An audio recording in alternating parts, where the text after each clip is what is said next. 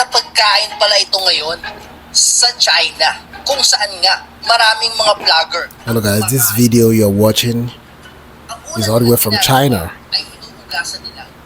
If you are watching this video, this is China, okay?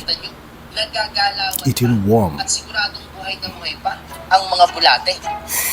Ito ang isang vlogger Watch. ay nagpakita ng kanyang paggawa ng magandang recipe at masarap na recipe ng bulate. At pagkatapos na ay pinatuyunan niya ito at sinubukan na niyang tikman. Yummy, crunchy daw ang bulating ginawa niya. Wow. Can you do this? Can you eat this worm? I've not eaten it before. Nauuso nga ngayon sa China ang pagmumukbang ng bulate. Dahil ito naman daw ay malinis kapag inyong hinugasan. Lalo na kapag binabad ninyo sa suka. At dito nga, nag-e-enjoy talaga siya. Kahit daw yung mismong sabaw ng bulate ay napakasarap. Yummy. Ito pa ang isang vlogger kung saan nga pinapakita niya ang kanyang kinakain na napakahabang mga bulate.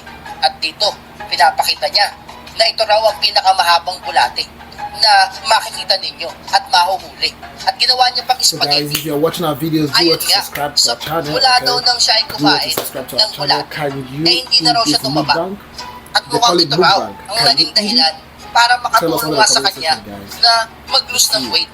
Dahil We daw have to dati, make this video nung siya ay gumagawa short ng mga mukbang videos, for new napakataba daw viewers niya. to be able to Sobrang sikat na talaga ang pagkain ng bulate dito nga sa China. At marami na rin silang mga ginagawang teknik para nga makapanghuli ng mga bulate. Meron na nga rin silang farm kung saan dito hindi sila nauubusan ng bulate.